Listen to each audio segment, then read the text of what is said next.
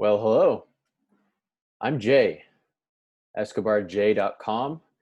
This video is Healthy Habits 2020. If you haven't seen the first 14 habits, I'm going to go ahead and post those in the description. The first 14 healthy habits for 2020. Today is habit number 15, and we're going to talk about being an excellent money manager. And I'm going to give you a few tips on this topic and something that's really worked for me in getting my finances in order and in check, because I used to just let my money run me essentially. I make a paycheck. You live paycheck to paycheck. You learn and you live when you're younger, and when that happens, something bad happens, which always ends up happening, and you're kind of screwed. You don't have any money to pivot with or maneuver with. And so I started taking this a lot more seriously and started to develop my money managing skills and start to improve the way that I managed money and attract money and the way I thought about money. So I want to share a few of those tips and things that have helped me with you if you're struggling with this. And this system will really help you fine tune and help you to get your finances in order for the future. It's definitely not something that will happen overnight. It's something that takes a lot of consistency, time, and effort with. But if you stick to it, eventually it will allow you to have maneuverability, to create opportunity for growth, and put you in a position to where you will be financially free. So the first point is to pay yourself first. Anytime you attract any sort of abundance into your life, you need to be paying yourself before you do anything with that money. You need to pay yourself 10% before anything else. And when you get into a good habit of doing this, you're going to accrue a significant amount of capital, and that will give you maneuverability. That will give you opportunity. That will give you options when you have money. The second tip is to, once you have that maneuverability, is to invest. And once you have that money saved, you only want to use this money for investments that will make you money as you sleep, so that your money is making you money. So a good example of this would be stocks, real estate, businesses. If you wanted to maybe get into loans, those types of things, and accrue interest. Be careful with that one though, because people will ask you for money, and if they're close to you and you don't have like a contract in place and you're not setting things up properly, you're not vetting them, you're not asking them for their business plan or for how they intend to pay you back, and they give you specific details and instructions on how they're going to pay you back, that can be very risky. It can ruin a lot of relationships as well. And so that being said, it can be a good way to have your money work for you while you sleep. The next thing is to watch your money closely. Track every penny of where your money is going. And this was really hard for me at first, because I'm like, man, why do I got to track where all my money is going? It just seems like a big hassle. But I promise you, it will open your eyes, and it will really, for most people, it probably will shock you as to how much money is going out versus coming in. And you never, ever want to be in a point where you have more money going out than you have coming in. That is disaster. That is financial death. So a good way to do this is obviously just log into your bank. Most banks have a system to where you can track your expenses, and just watch and see where all your money is going. But I would actually highly recommend that you do this by hand. You do this by paper and pen, because what that does is when you track your expenses by paper and hand, it consciously allows you to see. And when you're writing down where your money's going, okay, my money's going to this, and this. When you're consciously looking at that and then writing it down, it puts it into proper perspective for you. You're like, man, my money's going here. Is that really necessary? Do I really want my money to be going there? Is that really necessary at this point in time? And especially if you haven't made it financially, if you're not making millions and millions of dollars where you can just afford to just not do this, I guess, so to speak. If you don't have enough passive income or money coming in that you can just, you know what to do with, you have more money that you know what to do with, where you can just mindlessly spend. And that is the goal, obviously, is to get to a point to where you can just mindlessly spend on things and just know that your bank account will replenish. That's why when you pay yourself first and use those 10% for investments and things that will make you money while you sleep, that's how you start accruing that type of financial freedom. And it can happen slowly. Obviously, you can also do it by like increasing your income. But when you're in this position and maybe you don't have, I'm assuming you don't have that kind of money coming in, and you don't have enough passive income to just live off of and mindlessly spend, then you need to work up to that. And the way you do that is with this system that I'm teaching you, is watching all of your transactions very closely. And even if you have a lot of money, I still recommend doing this, because it can easily get out of hand, especially if you have people asking for your money all the time. So by handwriting down each transaction, it'll really put into perspective for you, like, okay, do I really need Netflix? Is that really a necessity?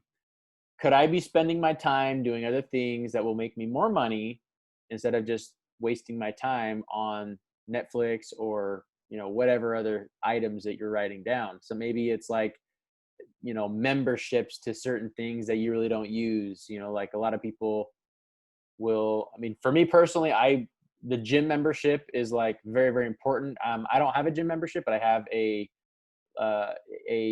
Beachbody on demand membership, which allows me to do workouts anywhere via any device.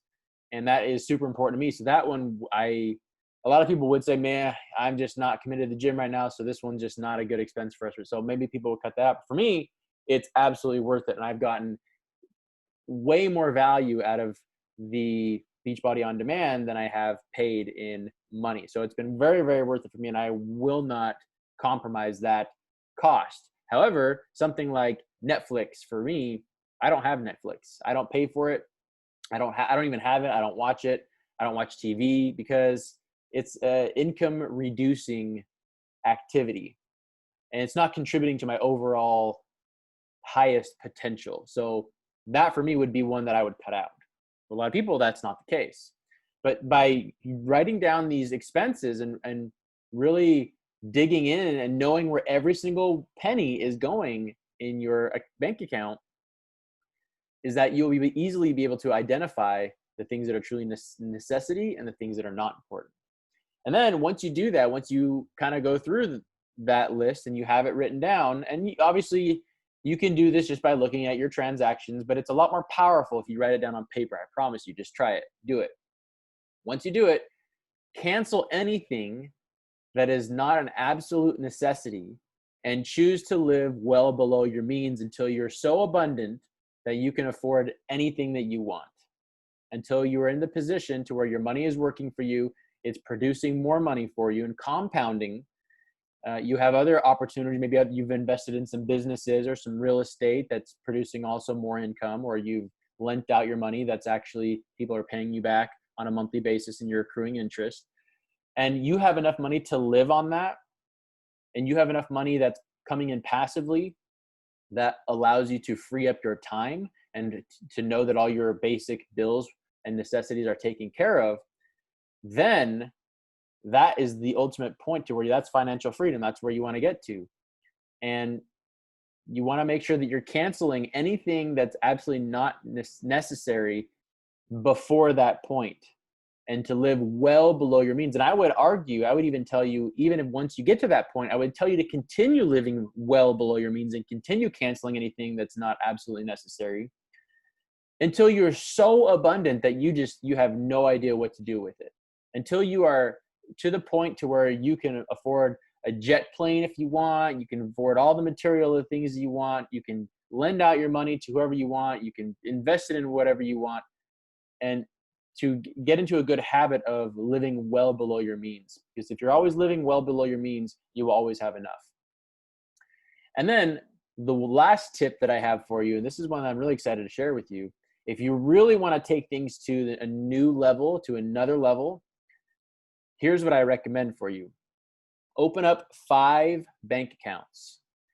And you're going to, each time you get money, anytime you get any money, no matter how it comes, no matter how you attract it to you, you're going to divide your money as follows. You're going to have 50%.